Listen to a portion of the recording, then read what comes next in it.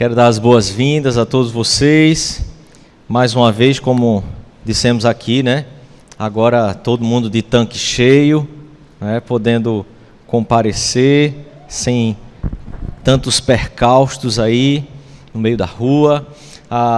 Eu quero dizer que é uma alegria poder, mais uma vez, começar uma série e pensar nisso que o Evangelho tem falado para a gente, que ele constantemente fala para a gente, e também pensar como que tudo isso se aplica na nossa vida, na nossa caminhada, na nossa realidade de vida, no mundo em que a gente está.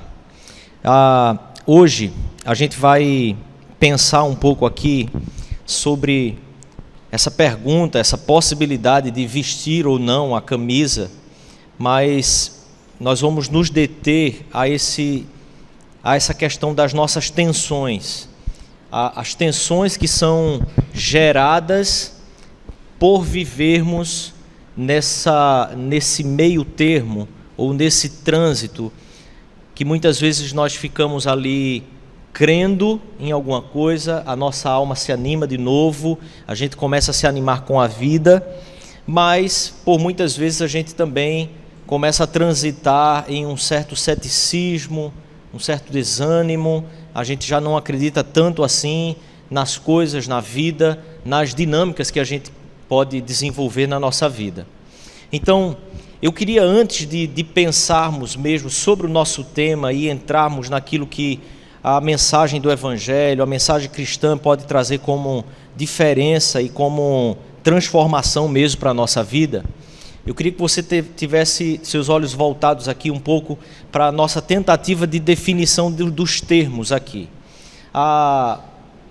Vestir a camisa, como nós muitas vezes podemos falar, significa comprar a visão ou objetivo. Quando você diz que alguém vestiu a camisa da empresa, alguém vestiu a camisa do time, você está dizendo que aquela visão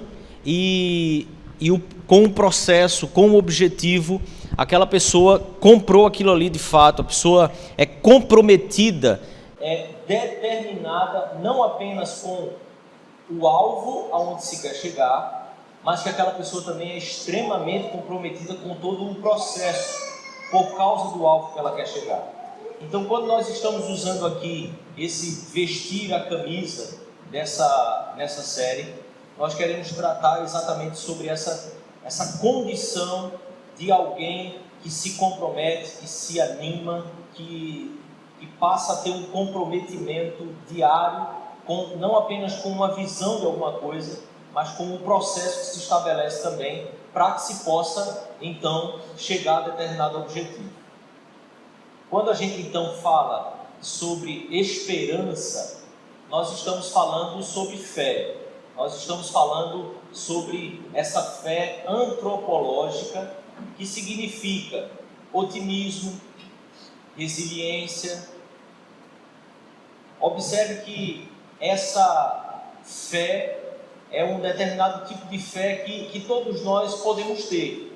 Humanamente falando, nós podemos ser pessoas otimistas, podemos ser pessoas resilientes, como podemos ser pessoas que não têm fé, ou seja, pessoas pessimistas, pessoas que normalmente olham para algum processo e ela consegue enxergar muito mais as dificuldades. E necessariamente isso não é ruim quando você está num grupo de pessoas, num grupo de trabalho.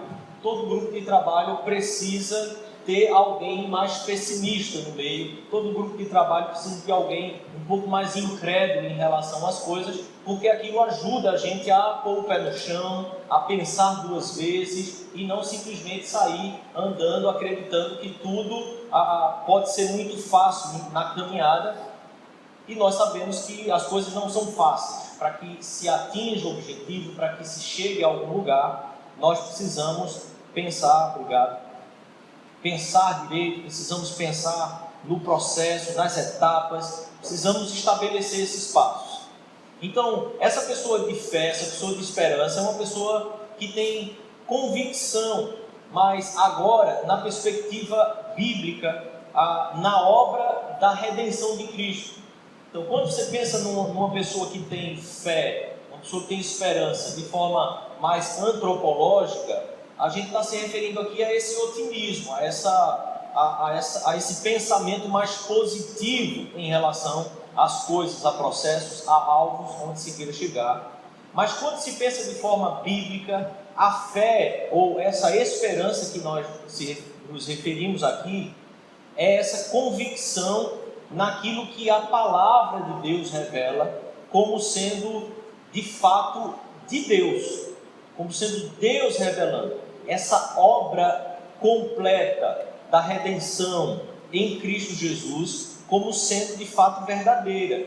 E é preciso que a gente faça essas duas distinções aqui, porque em alguns momentos nós vamos estar tratando sobre essa fé que é antropológica, seria esse otimismo, essa força de vontade, mas em alguns momentos nós vamos tratar sobre a fé que é aquela na revelação, aquela que é dada por Deus para que nós olhemos para a palavra dele como sendo de fato palavra, escritura sagrada, palavra de Deus.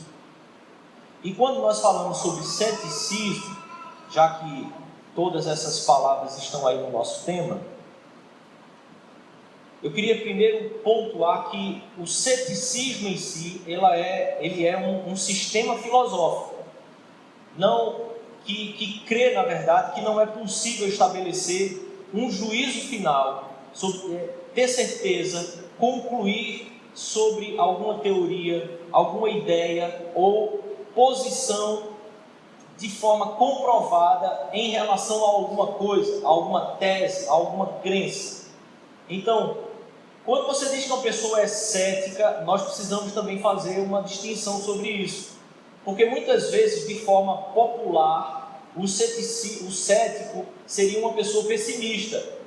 Observe que seria então o contrário da pessoa que tem fé, esperança. Seria aquela pessoa cética. A pessoa que tem fé, então, seria aquela pessoa positiva, uma pessoa que olha as coisas de forma positiva.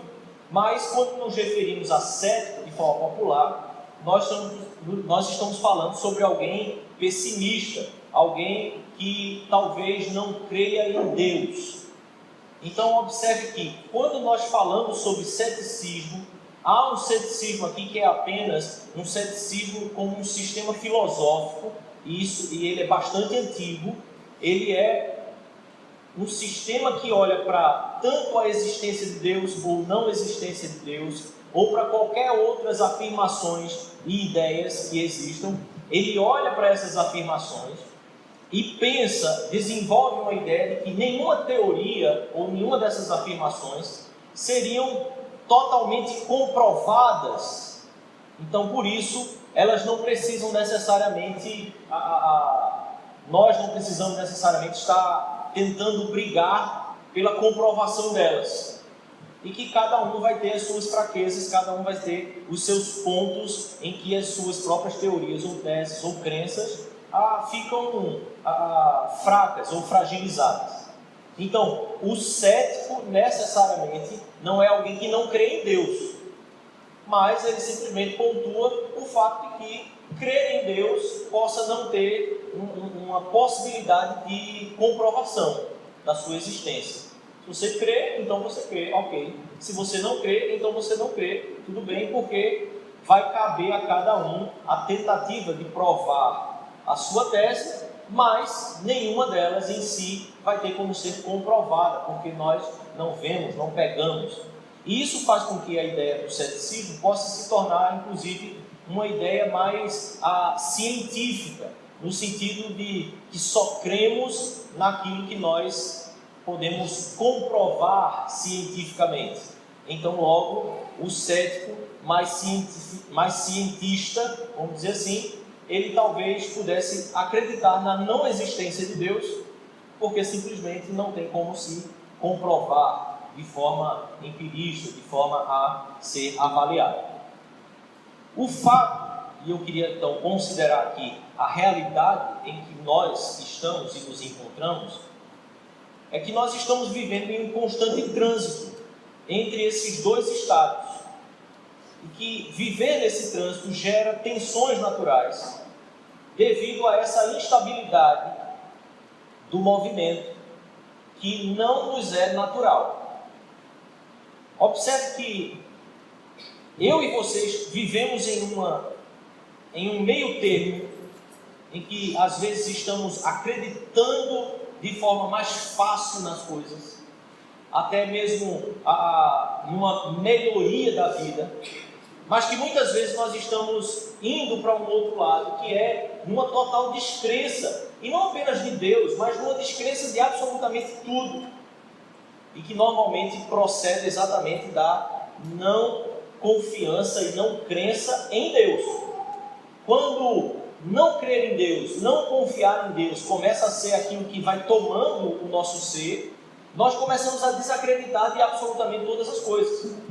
Então, nós vivemos oscilando entre esses dois estados, e essa oscilação, esse movimento, gera em mim e em você tensões naturais. Por que naturais? Porque nós não nascemos, não fomos criados, não nos desenvolvemos para viver nesse movimento oscilante de insegurança, mas nós nascemos e fomos criados e moldados para termos segurança, para termos estabilidade, para ficarmos de forma fixa, e por isso nós tentamos tanto assegurar muitas vezes coisas na nossa vida que nos tragam uma falsa sensação de segurança. Então nós lutamos sempre pela nossa casa própria, porque a sensação de estar em constante mudança, a sensação de não ter o seu lugar, isso gera em nós instabilidade, isso gera em nós medo, insegurança. Então isso vai fazendo com que você viva de forma mais tensa, você vai sofrendo pressões. E aí, dentro de um contexto em que nós vivemos, em um país em que politicamente, economicamente, nós já temos uma insegurança fora do controle, nós já temos uma falta de estabilidade completamente fora do controle, num país onde você viva a sua segurança totalmente inseguro, onde você não consegue transitar na rua em determinados horários, ou na verdade em todos os horários, sem que você ande de forma mais desconfiada, e que isso gera um envelhecimento ainda mais rápido na população, porque nós vivemos em constante tensão em relação a isso. Nossas relações vão ficando também desestruturadas, nossa vida de forma completa vai ficando tensa, vai ficando insegura, vai ficando sob pressão.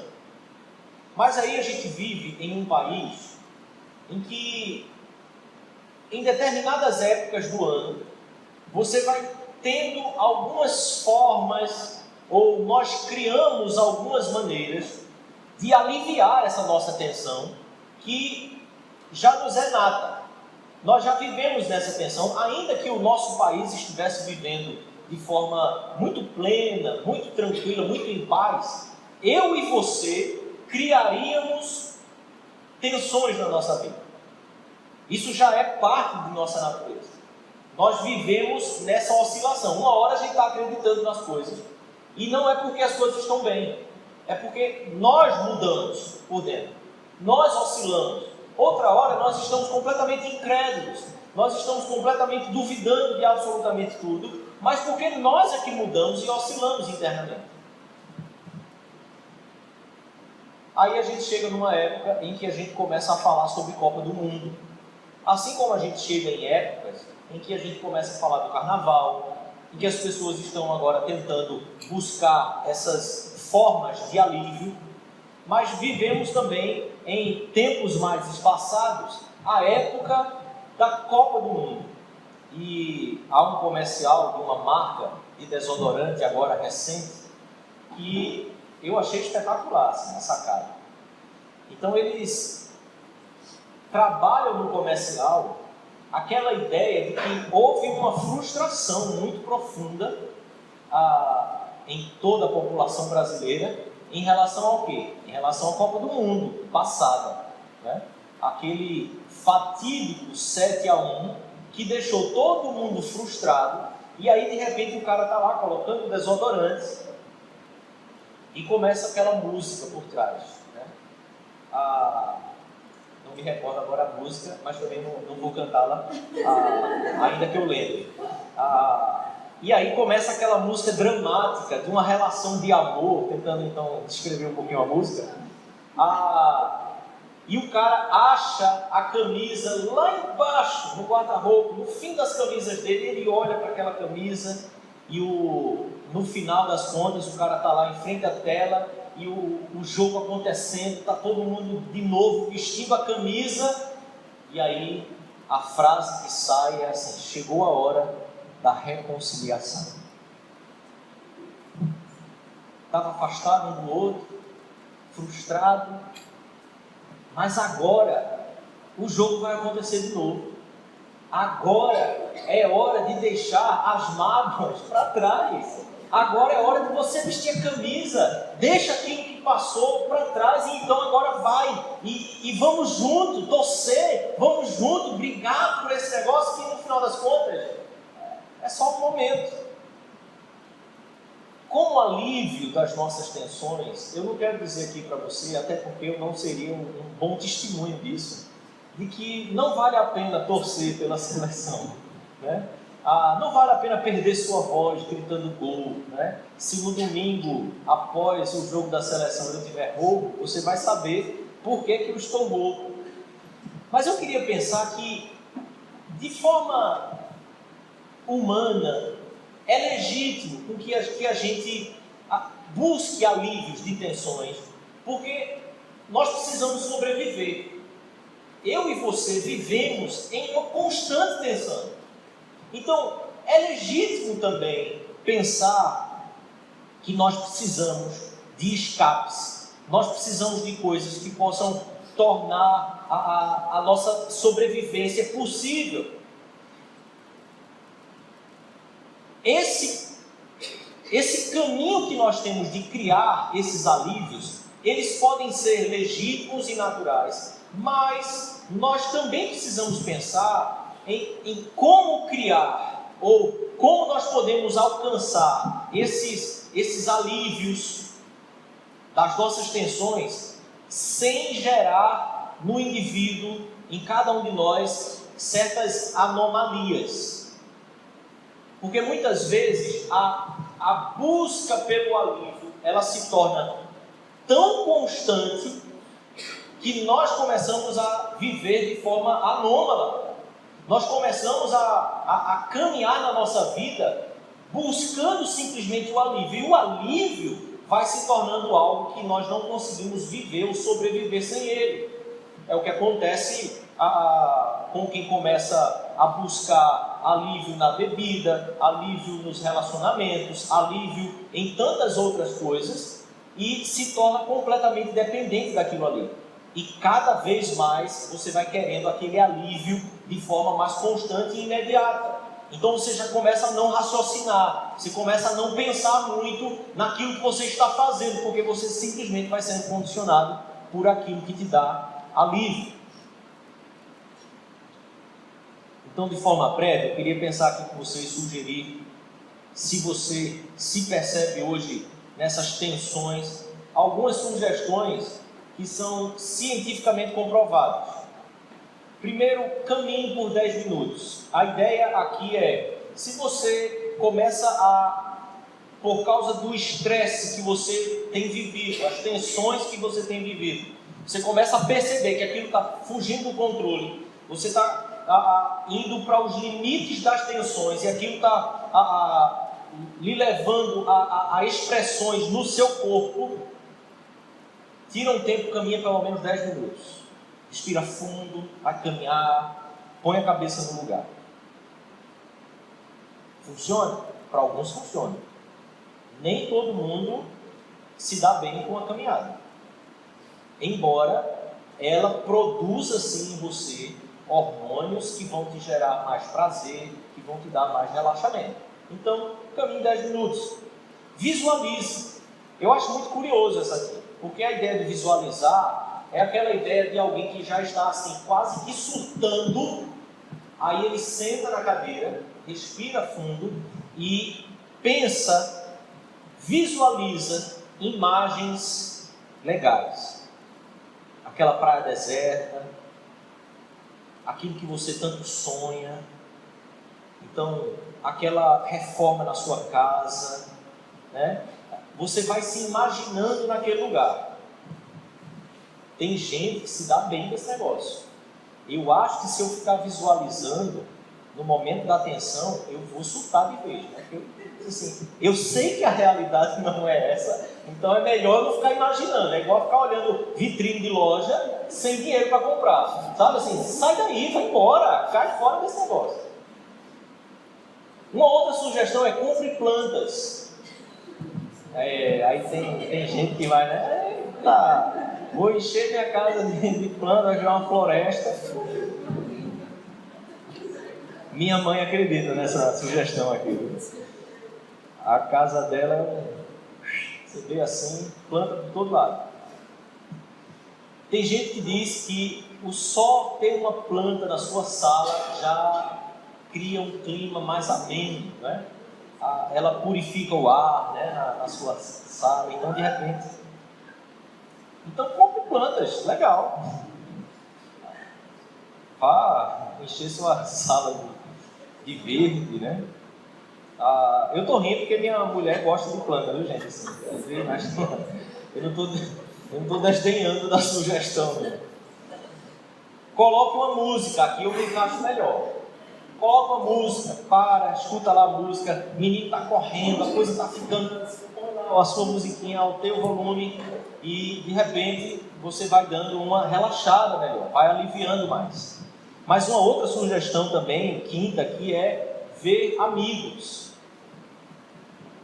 Isolamento não coopera para o seu relaxamento.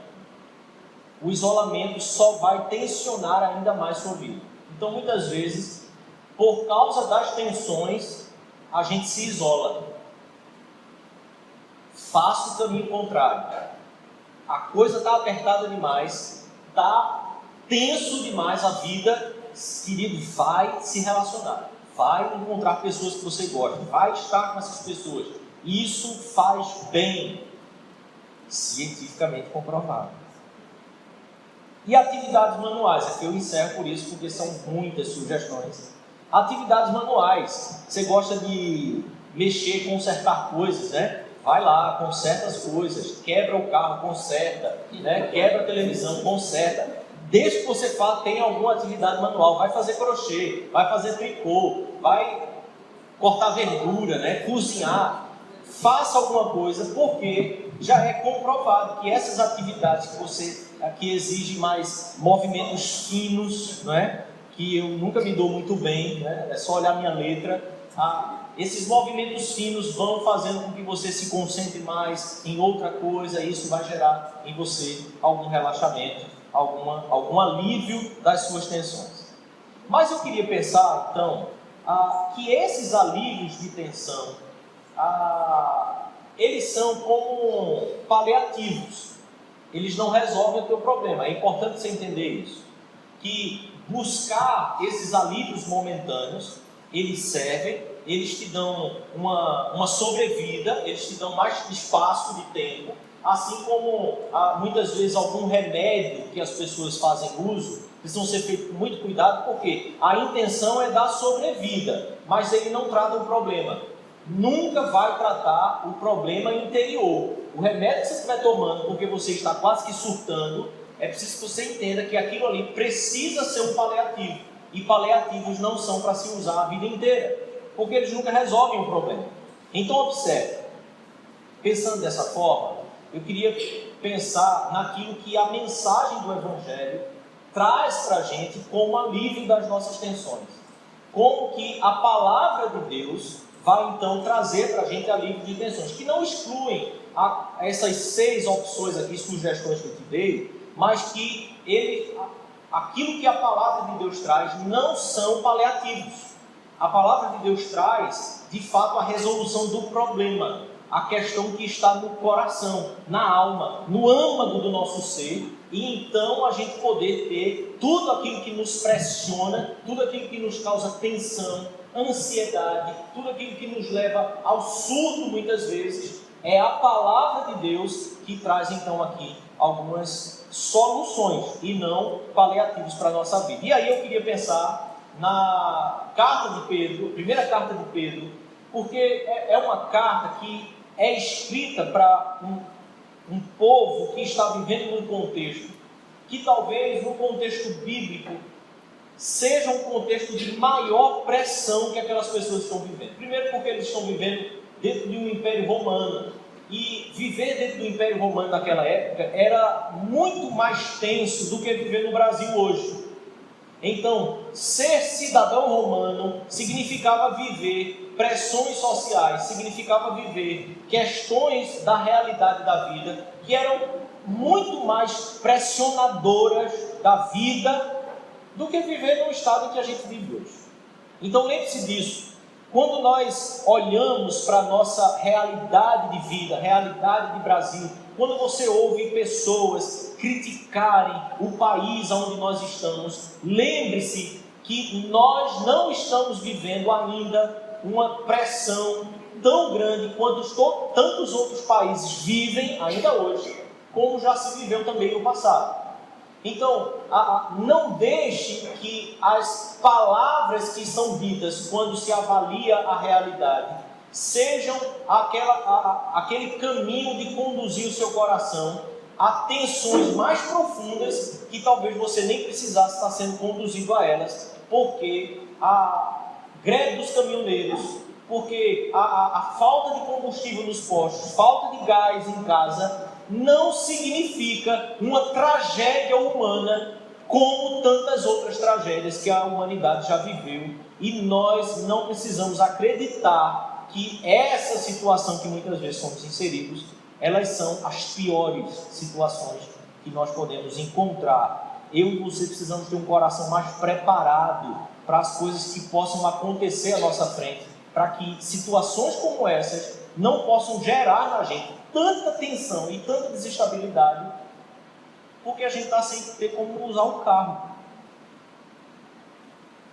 Fogo não se faz só com o gás lutando, né? Assim, tem outras coisas que você pode fazer. Com outras coisas você pode fazer fogo. Não é não?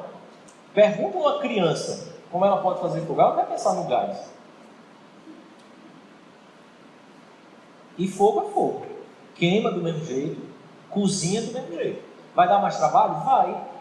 Agora, observe que Pedro, então, traz algumas palavras para esses irmãos que estão vivendo em um contexto muito pior do que o nosso contexto. E ele tem alguma intenção aqui, que é de fazer com que esses irmãos percebam a verdadeira graça de Deus. Mas percebam essa graça de Deus como exatamente aquilo que eles precisam se inserir, eles precisam tomar posse, precisam entender a realidade da vida deles, mas olhar para essa graça de Deus como algo presente realmente. No meio da perseguição, no meio da morte, por causa da crença, por causa da fé, no meio de tantas perseguições e tantas tensões da vida, Pedro traz a mente e o coração desses irmãos para aquelas questões que são essenciais. Na primeira parte dessa carta, eu queria que você pensasse então aqui em 3 divisões para essa primeira carta de Pedro, que na primeira fase, no primeiro bloco dessa carta, Pedro tem ou pretende trazer uma consolidação para esses cristãos nesse reconhecimento da salvação deles. Em outras palavras, é assim: vocês estão vivendo em um contexto, em pressões de um contexto, vocês estão vivendo demandas da vida que vocês sentem na pele, no corpo, na mente e no coração, mas antes de qualquer coisa eu queria que vocês lembrassem uma coisa: vocês foram salvos. E isso vocês não podem esquecer desse contexto que vocês estão inseridos, mas também dessa redenção, não apenas uma redenção futura, mas uma redenção atual. Então Pedro traz essa dinâmica aqui, inicia com essa dinâmica, porque ele entende as pressões, as perseguições que esses irmãos vivem no contexto de vida deles, mas então ele ressalta aqui, traz para esses irmãos, nesse primeiro capítulo aí, até o versículo 10 do segundo, de que a redenção que houve em Cristo Jesus, ela tem implicações para o nosso dia hoje, para a nossa realidade hoje. Ela não tem implicações somente futura, mas já há um aspecto dessa redenção em Cristo que nós podemos experimentar, viver na nossa realidade hoje, por mais cruel que essa realidade possa ser ou parecer, para que a gente possa ter força, para que a gente possa ter fé, para que a gente possa ter essa resiliência. Pedro então traz para nós, no primeiro bloco dessa carta, exatamente sobre essa redenção. Na segunda parte, ele já começa a desenvolver uma ideia aqui de como vencer a vida cotidiana a partir da fé.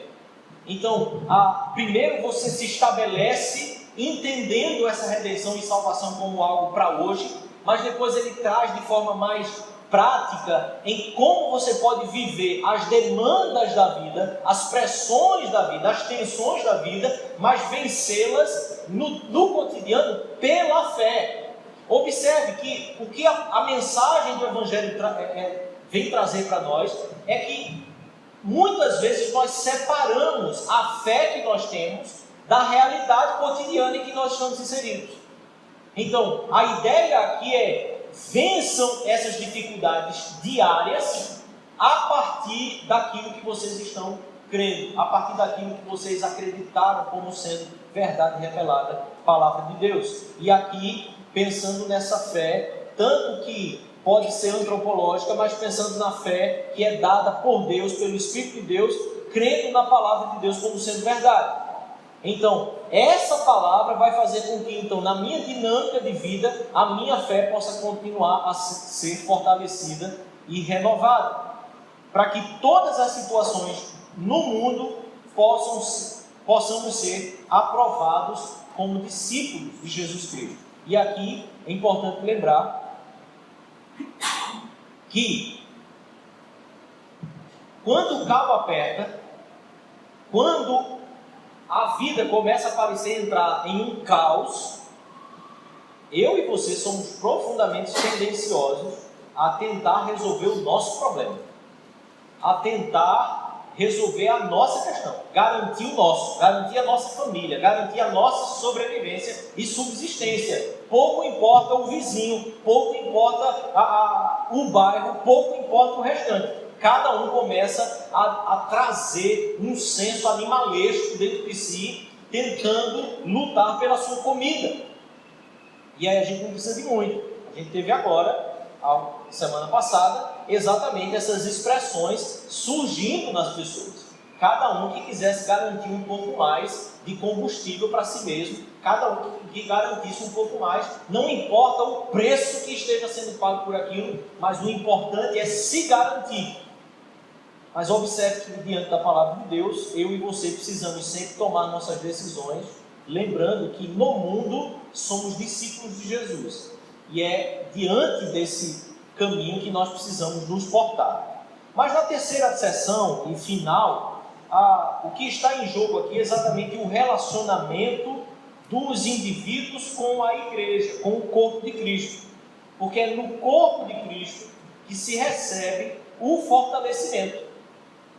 Então, muitas vezes, diante das tensões, diante das pressões, nós nos isolamos. Mas o que o Evangelho vem comunicar a gente é que o corpo de Cristo é exatamente o local, o meio, o caminho de fortalecer a nossa alma. E que é no corpo de Cristo que cada um de nós encontramos o nosso papel, a nossa tarefa. Então eu queria pincelar aqui com vocês, eu não vou conseguir em tempo hábil entrar nas minúcias de cada versículo, mas eu queria pensar aqui em alguns versículos que tomam essas três sessões da carta de Pedro, pensando então em soluções para alívio das nossas tensões. Se você está já naquela fase da vida quase que surtando, queria que você tivesse talvez seus ouvidos bem abertos para que a gente pudesse pontuar aqui de forma breve algumas verdades da palavra de Deus, do Evangelho, para que o nosso coração, nossa alma encontre verdadeiro alívio.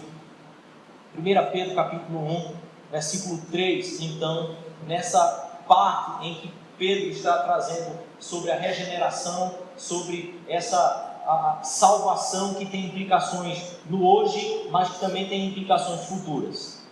Ele diz assim: bendito o Deus e Pai do nosso Senhor Jesus Cristo, que, segundo a sua muita misericórdia, nos regenerou para uma viva esperança, mediante a ressurreição de Jesus Cristo dentre os mortos. Então volta aqui pensando, esses irmãos que estão recebendo essas cartas de Pedro, eles estão vivendo em um contexto de vida muito mais cheio de pressão do que o meu e o seu, ok? Olha para onde Pedro começa fazendo com que a atenção deles se voltem. No meio daquela pressão, no meio da perseguição, Pedro inicia dizendo assim: bendito o Deus e Pai de nosso Senhor Jesus Cristo. No meio do caos, no meio do momento em que você está quase não resistindo mais, e talvez você chegue a alguns momentos da sua vida exatamente assim, você pensa: eu não aguento mais, eu não consigo mais suportar isso, eu não consigo mais viver dessa forma.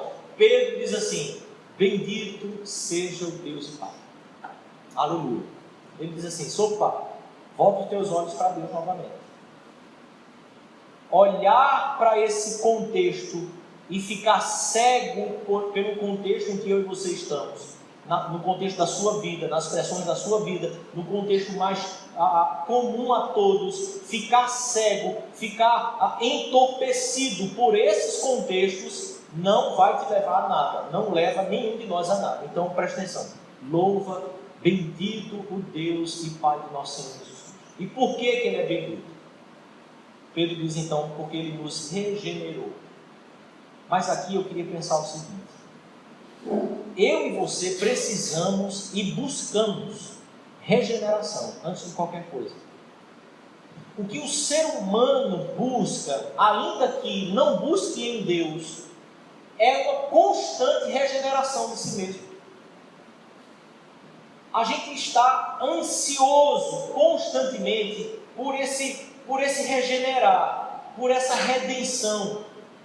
Eu e você sabemos das coisas que fazemos. Eu e você temos consciência plena de quem nós realmente somos, porque eu e você deitamos a cabeça no travesseiro e eu e você pensamos nas nossas atitudes, pensamos naquilo que temos no coração e na mente. O fato é que a nossa vida vai sendo abalizada, vai sendo guiada por essa constante busca de redenção. Não é à toa que no meio de uma sociedade em que nós estamos, eu e você constantemente estamos tentando fazer coisas boas, estamos tentando nos alimentar melhor, estamos tentando criar formas de que a gente possa olhar para si mesmo e olhar para o mundo e ver algum caminho de melhoria a partir dos nossos esforços. Então, a gente vai para a comida pensando em como aquilo vai nos fazer bem.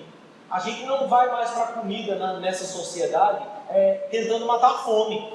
A gente vai para a comida se enchendo de questionamentos sobre o que tem naquela comida, sobre as composições, os processos que elas passaram, se elas são processadas, multiprocessadas, tetraprocessadas. E a gente vai se enchendo de tantos questionamentos, porque na verdade o que a nossa alma está buscando é redenção.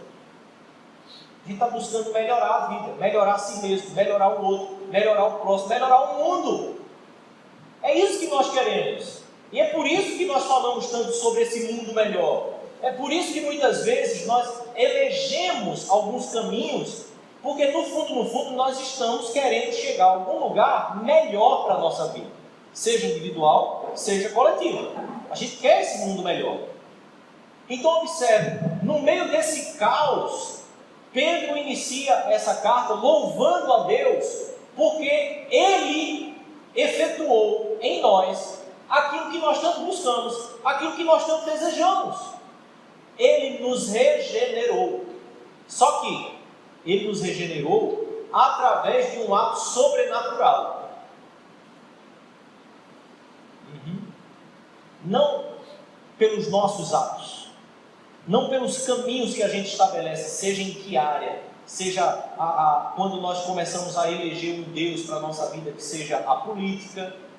E observe então o que eu quero dizer com isso. É porque aquele papel que os deuses desempenhavam nas sociedades antigas, eu e você elegemos sempre alguma coisa na nossa vida para desempenhar o mesmo papel que eles desempenhavam, os deuses. Logo, as coisas que nós elegemos, elas desenvolvem um papel de deuses na nossa vida.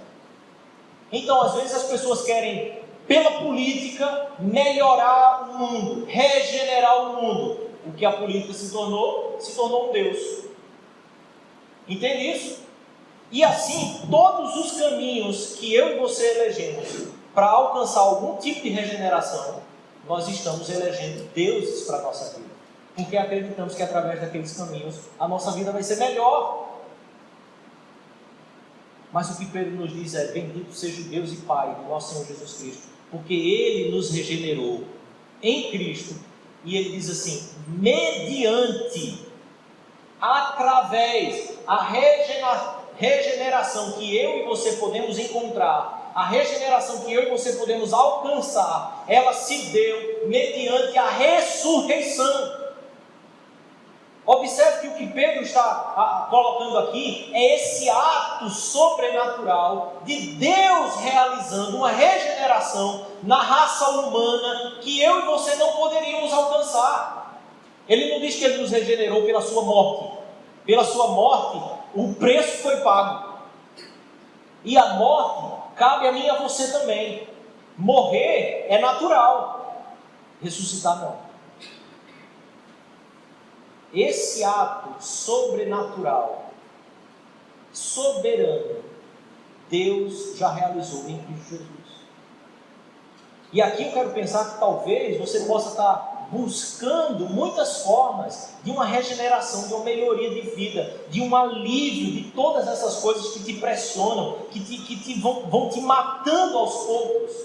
E eu quero dizer a você, querido, que se sua fé, se você não entender que essa regeneração só é possível pelo ato de Deus, todos os caminhos que você eleger, eles vão se tornar deuses para a sua vida, mas eles continuarão sendo paliativos. Isso significa que Ele vai exigir cada vez mais de você, e isso vai te matar cada vez mais, porque é assim que os deuses fazem.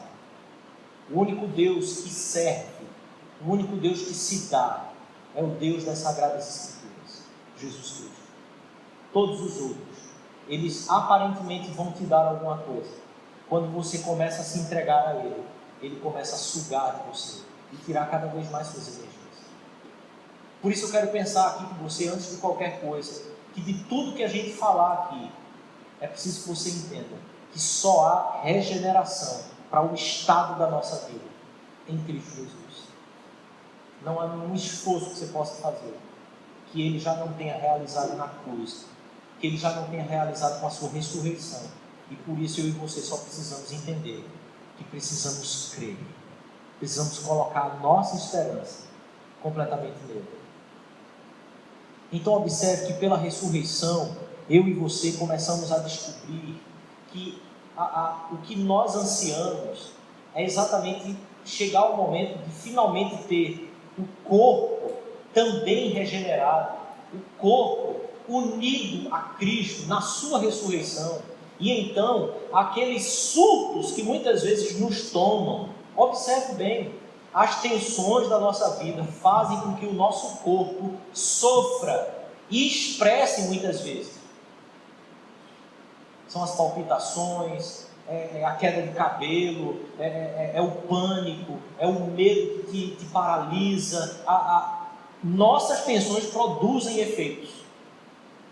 Mas o que eu quero dizer a você é que o que o seu corpo anseia é exatamente essa ressurreição que nós só podemos encontrar em Cristo Jesus. E ter um corpo também respondendo à mesma fé que Ele coloca, a mesma verdade que Ele coloca em nosso coração pela Sua palavra. E é por isso que Paulo diz em Tessalonicenses 4:18: consolai-vos. Consolai-vos com essas palavras. E ele está falando exatamente da ressurreição, do dia que nos encontrarmos com Cristo.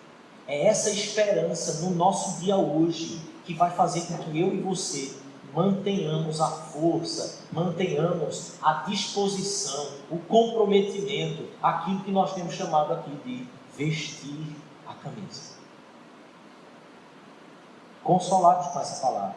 A palavra grega para consolar-vos é a mesma palavra que é usada para o Espírito Santo de Deus, quando Jesus diz que Ele é o nosso Consolador, Ele é o nosso Paráclito, é estar ao lado, é ter alguém constantemente ao seu lado que carrega o teu fardo e o teu peso.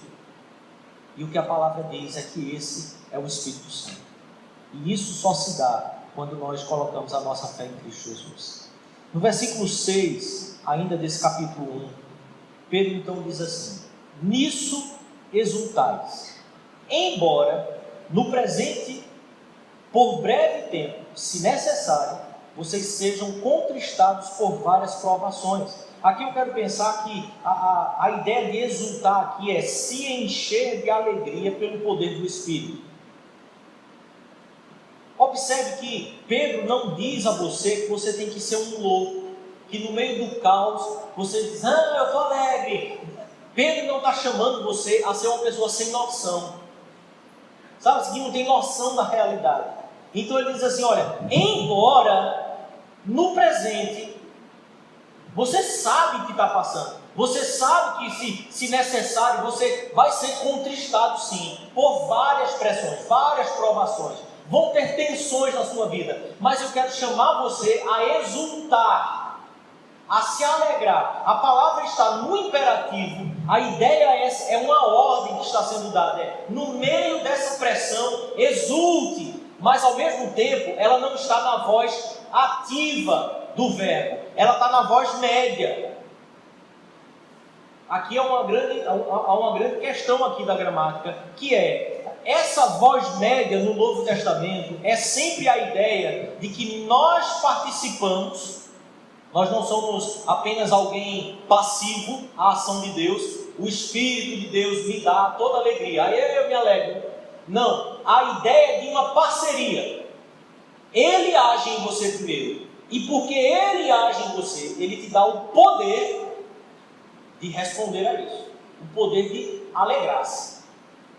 Observe que há a participação dele, mas há a sua participação.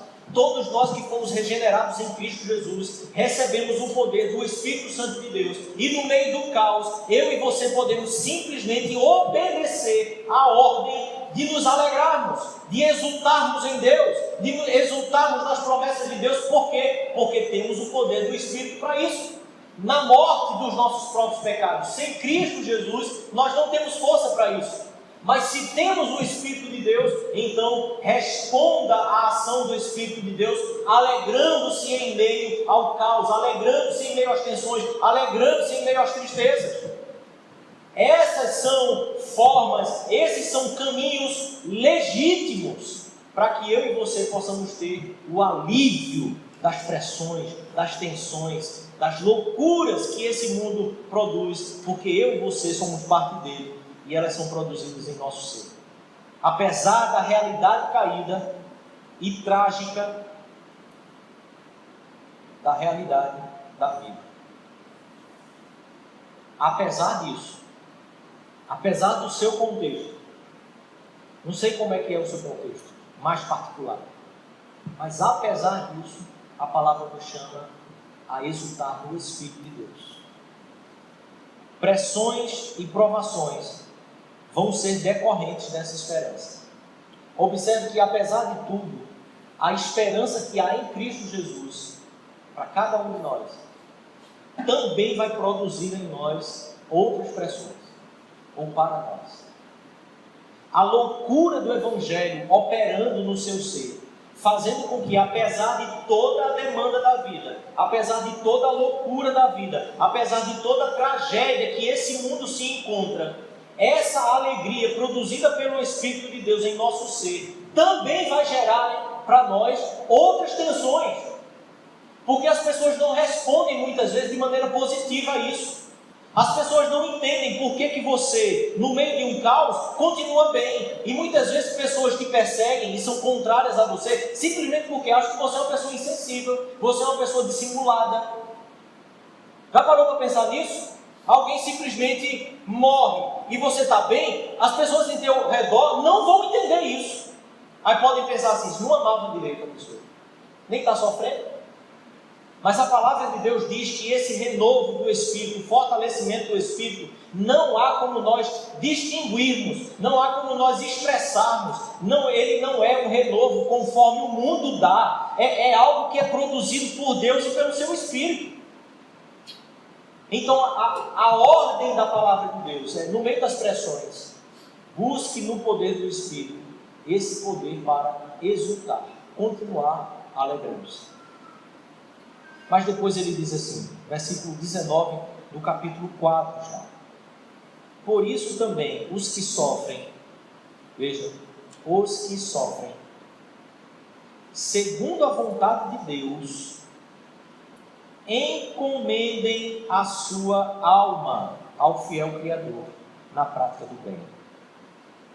A ideia de encomendar é entregar mesmo, colocar no altar, entregar no altar e oferecer como sacrifício. Entrega a tua alma. Veja, a palavra de Deus não traz para nós a proposta de um alívio na alma com coisas externas. Ela não traz uma proposta de alívio para a nossa alma com mecanismos que possam gerar alguns hormônios do prazer. A proposta que ela faz para que a gente tenha a nossa alma aliviada é que a gente entregue a alma. E aqui é onde eu e você muitas vezes encontramos uma profunda resistência. Porque a gente vive numa sociedade acreditando que muitas vezes é possível se entregar a Deus, mas manter o controle da nossa alma. A gente entrega o nosso exterior, mas a alma a gente continua comandando. Mas o que nos traz peso, o que é realmente pesado para que eu e você carreguemos, é a nossa alma. Não é pesado para você suportar seu emprego. Não é pesado para você suportar as pressões que a vida produz, seja pelo que for. Pesado é você suportar o peso da sua alma. E isso vai gerar em você cada vez mais tensões que você não vai ter o controle delas. Por isso Pedro diz assim: você que está sofrendo, faça o seguinte, entrega a alma a Deus. Entrega a alma a Deus, porque a alma é pesada demais. E Ele é fiel. É ao fiel Criador. Ele que te formou. Ele sabe como você se sente, como você pensa, como você se relaciona com absolutamente tudo. Então faz o seguinte, abra mão da sua alma. Isso é conversão. Quando eu e você desistimos da nossa alma e entregamos como sacrifício, isso é conversão. Entrega a Deus. Mas então, Pedro deixa para nós aqui uma ideia de que essa entrega, ela não é algo que fica só no passado ou em um ponto. Por isso ele diz assim: encomendem a alma ao fiel Criador na prática do bem. Sabe o que isso significa?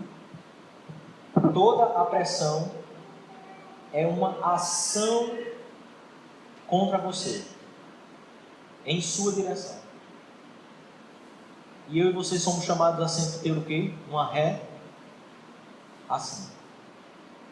Você sofre a pressão de um lado e você quer reagir. E você vai reagir de alguma forma. Então, não está aqui em jogo se você reage ou não. Você vai reagir a toda a pressão. Você vai reagir a todas as tensões que você está sofrendo. Mas o que a palavra de Deus diz é que a entrega da alma a Deus se dá no processo em que você sofre a pressão e você reage de forma intencional, consciente, praticando o bem. Em outras palavras, você não reage de forma correta, boa, bondosa, misericordiosa em relação a qualquer coisa, porque simplesmente é o correto a ser feito. Você só vai conseguir reagir de forma positiva, correta, de acordo com a vontade de Deus, se você entender que cada ação correta, cada prática do bem, ela está sendo feita como um ato de sacrifício a Deus, que faz com que a sua alma sofra cada vez mais o alívio de todas as pressões. Porque eu e você, na hora da tensão, você vai reagir. E se você for um pouquinho parecido comigo, você quer reagir na porrada. Você quer reagir truculentamente. Você quer reagir na tua justiça. É assim, como assim? Comigo? Não. E se você ouviu na sua infância de que se você voltasse para casa apanhado, ia apanhar em casa também, mais ainda você tem essa vontade de reagir. Se chegar em casa apanhado, me leva uma pisa. Aí pronto. O que é nutrido na gente? O poder da reação. Justiça própria. Não pise, senão... E normalmente quando a gente desconta, é pior do que o que foi feito com a gente. Já viu isso? Percebeu? Alguém te dá um tapa. Você não devolve só com um tapa, né? Você fecha a mão e parte para cima. A reação, ela é sempre pior. Ela leva mais força do que a própria ação.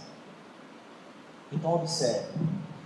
Se na hora de reagir, eu e você não entendermos que é encomendando a alma a Deus na prática do bem, nós não vamos agir corretamente. Então, praticando o bem é que se entrega a alma. Entregar a alma, querido, não caia nessa esparrela. Não é aquele momento em que num culto, ou talvez na sua casa, você se ajoelha, chora, aí faz assim: Senhor, minha alma é tua. Começa com isso. Começa aí. A brincadeira não termina nesse ponto. Porque a ideia é essa continuação. Cada momento da prática do bem ser um ato de entrega a Deus. Não é por você que eu estou fazendo isso. É por causa de Deus. É na hora que você pensar em reagir, você lembra de Deus, da obra dele e daquilo que ele de fato já fez, aliviando sua alma. E isso, de forma milagrosa, alivia as suas tensões. Lutar a nossa causa só nos pressiona mais. E para finalizar, capítulo 5, já na última parte das divisões que nós fizemos, Pedro diz assim, a partir do versículo 4: Ora, logo que o Supremo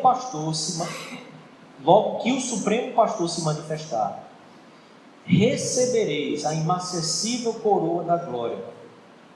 Rogo igualmente aos jovens, sede submissos aos que são mais velhos. Outros sim, no trato de uns com os outros, cingi-vos todos de humildade, porque Deus resiste ao soberbo. Contudo, aos humildes concede graça. Deixa eu pontuar só algumas coisas aqui em relação a esses 3 versículos iniciais.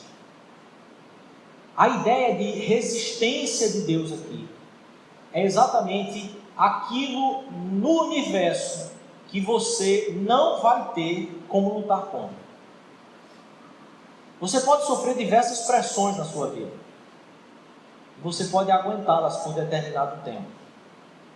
Mas se Deus começar a te resistir, deixa eu dizer a você, que loucura é essa que você está empreendendo?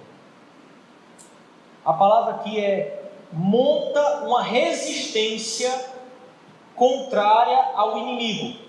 Em outras palavras, quando a arrogância, a soberba toma conta do nosso coração, achando que nós podemos conduzir a nossa vida de forma isolada e conforme os nossos próprios conceitos e pensamentos, o que a palavra de Deus diz é que Deus vai resistir ao soberbo.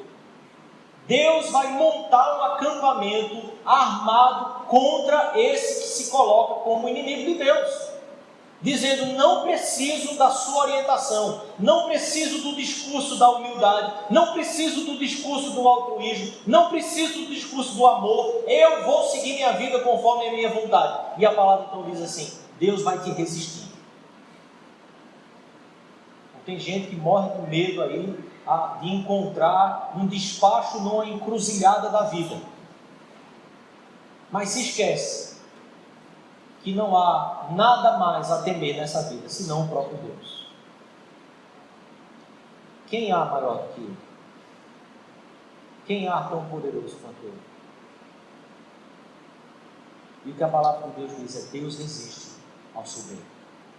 Sua vida vai parar, as coisas não vão mudar, porque Ele resiste a todo coração soberbo. Mas Ele dá graça aos humildes. Então Ele diz assim: humilhai-vos, portanto, sob a poderosa mão de Deus, para que Ele em tempo oportuno vos exalte, lançando sobre Ele toda a vossa ansiedade, porque Ele tem cuidado de vós. As duas palavras aqui que estão conectadas nesses versículos é humilhar-se e lançar-se. Humilhai-vos sob a poderosa mão de Deus, lançando sobre Ele.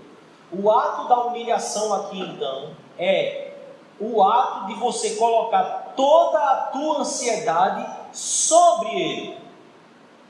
Isso é humilhação. Observe então que manter-se na ansiedade, manter-se sustentando aquelas coisas que te pressionam, que te causam ansiedade, é um profundo pecado, é uma profunda afronta em relação a Deus, é ensoberbecer-se diante de Deus. Só se mantém na ansiedade quem se mantém na soberba. Só se mantém ansioso, sofrendo as pressões de toda a ansiedade, quem se mantém resistente a se curvar diante do cuidado de Deus. E Ele diz: Ele tem cuidado de vós. Ora, será que não é possível enxergar que Deus cuida de você? Será que não é possível enxergar essa bondade de Deus em relação à sua vida? Então humilhe-se diante dEle, entregando, lançando sobre Ele toda a tua ansiedade. O tempo verbal dessas duas palavras remete-se ao momento da nossa entrega, do nosso entregar-se a Deus. Em outras palavras, houve um dia em que você creu em Jesus Cristo, em que você entregou-se a Jesus Cristo, ok, aquele foi o momento em que você entregou sua alma a Ele, e você disse: cuida, Senhor, da minha vida, cuida, Senhor, de tudo que eu sou, de tudo que eu tenho, do meu futuro, do meu passado, é tudo teu agora, eu sou teu. Houve um momento que você fez isso. Então, algumas versões trazem a ideia da palavra aqui no gerúndio, de forma continuada, e não apenas numa ordem de humilhar-se, mas tendo se humilhado diante dele, continuem essa humilhação. O tempo verbal dessa palavra aqui no grego é um tempo que não existe no português, que é um tempo que se chama auristo. Então observe, a ideia é aquela mesma ideia, por exemplo, que Jesus morreu na cruz. A ideia da morte ali ela foi realizada num momento da história, num ponto da história, mas ela tem uma continuidade em seus efeitos por todo o restante da história. Mas ela não vai se realizar de novo. Mas essa morte continua, os efeitos dela continuam. Aqui a ideia está no mesmo tempo verbal, nos lembrando que houve esse momento em que você se entregou. Houve esse momento em que você curvou-se, entregou sua alma a Ele. Então, tendo se humilhado, sob essa poderosa mão de Deus, eu e você precisamos continuar a nos humilhar. Como? Pegando tudo aquilo que nos gera uma ansiedade e lançando de novo sobre ele. É o ato continuado daquela primeira humilhação. Você não disse que confia em Jesus? Você não disse que sua vida é dele? Você não entregou a vida a Jesus? Então, pelo amor de Deus e pelo seu bem, entenda tudo que te causa ansiedade. Se você retém aquilo, se você segura aquilo, se você fica continuando a carregar aquilo na sua vida, é um ato de soberba diante de Deus, é um ato de afronta a Deus, porque é como se você dissesse para Ele: eu não acredito no teu cuidado, eu não acredito que amanhã o Senhor continuará a cuidar de mim. Ter filho? Não, está caro demais. Tomar decisões corretas hoje, mesmo sem saber o que será amanhã? Não. E aí você começa a ser tomado pela ansiedade, pela não confiança no cuidado de Deus. Então ele diz: ele vai te resistir. Então observe, fica ansioso, cheio de pressão, não confia em Deus, o que você recebe é a resistência dele, só vai piorar. Então o caminho da... esqueci a palavra? Ansiedade. O caminho da ansiedade é um caminho que vai cada vez mais te afundando. Vai afundar mais. Quanto mais você segura, mais ele vai te afundar. Porque o que eu e você precisamos fazer é assim: está bom, chega. Literalmente, seja o que Deus quiser. E o que muitas vezes parece loucura, na verdade, é confiar em Deus. Seja o que Deus quiser. Lance sobre Ele toda a vossa ansiedade. Então eu queria pontuar aqui 3 coisas breves. É que na subordinação, os mais jovens aprendem obediência e disciplina, adquirindo a necessária visão do todo e adquirindo experiência, para mais tarde dirigir suas próprias vidas, mas também dirigir a própria vida da igreja. Agora ele está numa fase aqui da carta que é exatamente tratando sobre essa relação no corpo de Cristo. Na nossa sociedade, jovens, sejam submissos aos mais velhos. É o que Pedro está dizendo. Veja, ele não está dizendo aqui sobre os pais, sobre os filhos serem submissos aos pais. É sobre a juventude ser submissa ao mais velho. Muitas vezes a gente olha para a juventude de hoje e diz: o pessoal quer saber de nada, eles acham que sabem de tudo. Não, esse problema é um problema da juventude. Todos nós na juventude achamos que sabemos mais do que os mais velhos. Todos nós na juventude achamos que a realidade da vida hoje é completamente diferente da realidade da vida deles. Logo, nós somos mais aptos a responder e a nortear a própria vida. A gente não olha para os mais velhos como pessoas que já viveram a época deles e estão vivendo a nossa época, e por isso eles têm mais habilidade e mais sabedoria para nos conduzir. A palavra então de Pedro aqui é que dentro desse aspecto de uma vida que vai se submetendo à vontade de Deus e cada vez tendo o sossego, o alívio da vida diante de Deus, é que eu e você, eu falo eu porque eu ainda estou na fase em que, para o contexto deles, é importante dizer, né? Para o contexto deles, eu estaria dentro desses jovens aqui. Provavelmente todos nós, né, Jorge? Jovens, preste atenção. Essa história de assim, hoje não é mais assim. Abre mão disso. Porque lembre-se, quando eu e você pegamos a história e agora a gente abre mão de quem passou por ela, isso vai trazer o que sobre nós? Pressão. Porque você vai ter que resolver de uma forma que ninguém conhece. Então resolva. Já que não é mais assim, faça. E quando surge o problema? A quem recorremos? Ao mais novo ainda? Jovens, sejam submissos, para que seja possível o aprendizado de uma disciplina que faça você adquirir cada vez mais essa visão, experiência, para que chegue o momento em que você possa tocar a sua vida. Tem gente que não ouve mais ninguém. Tem gente que ouve, mas ouve refutando na cabeça, faz cara de sim, mas que no coração e na mente estão destruindo os raciocínios e ficam isolados. E mais do que isso, lembre-se, Deus resiste ao soberbo. Eu gosto de encarar isso aqui dessa forma. A vida fica trancada. A vida para.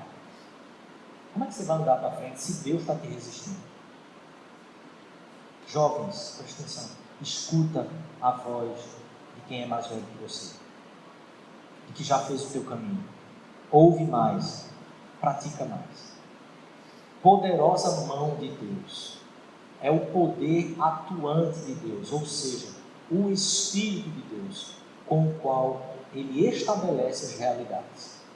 Humilhe-se diante dessa poderosa mão de Deus, porque toda a realidade em sua volta, ela vai se estabelecer conforme a vontade de Deus, quando eu e você nos curvamos diante dela.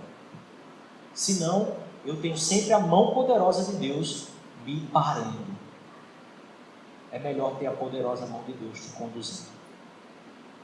Humilhe-se sobre a poderosa mão de Deus, o Espírito do Senhor, formando e dando forma a tudo da sua vida.